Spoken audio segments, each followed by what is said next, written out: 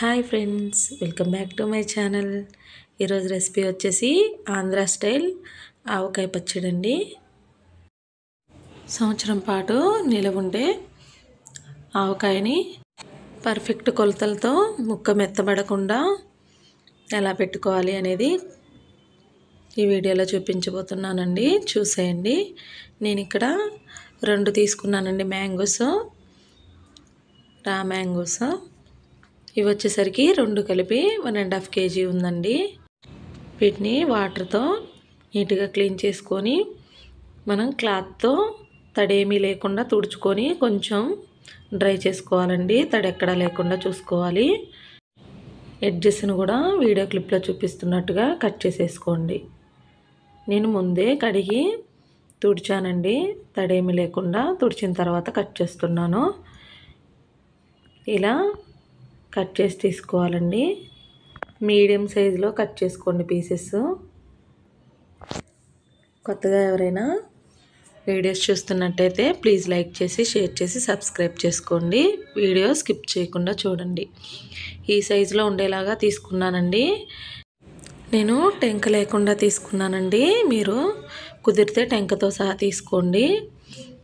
ఇలా అన్నీ కట్ చేసి తీసేసుకున్న తర్వాత ఒకసారి ఇలాగా క్లాత్ పెట్టి తుడుచుకోవాలండి.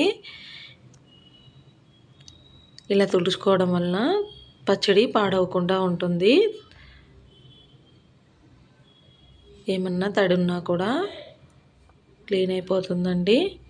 ఇలా అన్నీ తుడిచి పక్కన పెట్టేసుకోండి. నెక్స్ట్ ఒక ప్యాన్ తీసుకొని 1 కప్పు ఆవాలు తీసుకున్నానండి. తీసుకొని ఇలా ఫ్రై చేసుకోండి. 100 గ్రామ్స్ ఉంటాయండి ఆవాలు. లైట్గా వేడైతే సరిపోతుందండి. లేదు అనుకుంటే మీరు ఒకవేళ ఎండలో అయినా పెట్టి తీసేసుకోవచ్చు. నేను ఇప్పుడు ఇలా లైట్గా వేడి చేసే తీసుకుంటానండి. లేదు అనుకుంటే మీరు ఒక ½ అన్ అవర్ 1 అవర్ పాటు ఎండలో పెట్టేసేయండి, సరిపోతుంది. 2 స్పూన్స్ మెంతులు కూడా తీసుకొని లైట్గా వేడి చేసి తీసుకున్నాను. నెక్స్ట్ ఫ్రై చేసుకున్న ఆవాలని మిక్సీ జార్లో వేసుకొని మిక్సీ వేసేసుకోవాలి. మెత్తని పౌడర్ లాగా చేసుకోవాలండి. ఇలా చేసుకొని పక్కన పెట్టేసుకోండి. చూసారు కదా, ఇలా మెత్తగా వేసుకోవాలండి. వేసుకొని పక్కన పెట్టేసుకోండి. నెక్స్ట్ ఫ్రై చేసుకున్న మెంతులను కూడా ఇలా పౌడర్లా చేసి తీసుకోండి. ఒక బౌల్ తీసుకొని ఇక్కడ నేను కప్పు కొలతలతో చూపిస్తున్నానండి.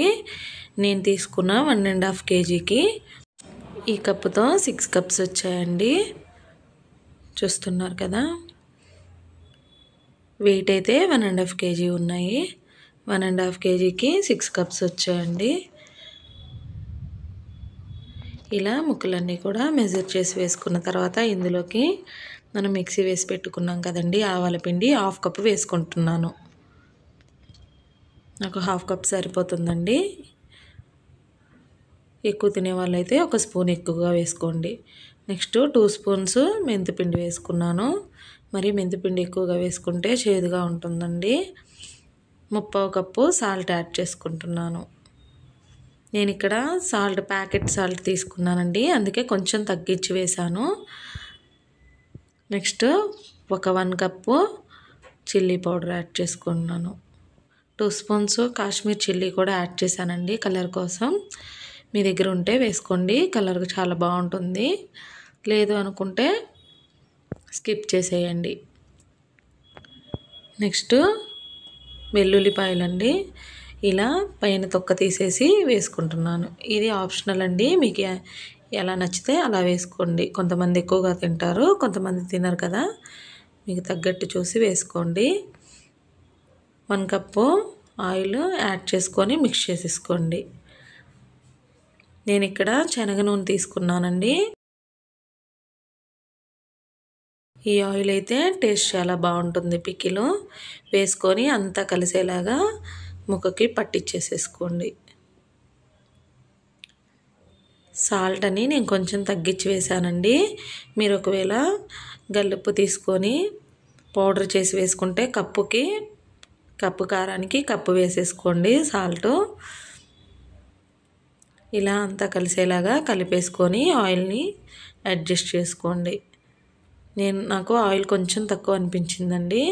మిక్స్ చేసిన తర్వాత మళ్ళీ ఒక పావు కప్పు ఆయిల్ వేసి మిక్స్ చేశాను. నేను ఇక్కడ 1.25 కప్పు వాడానండి.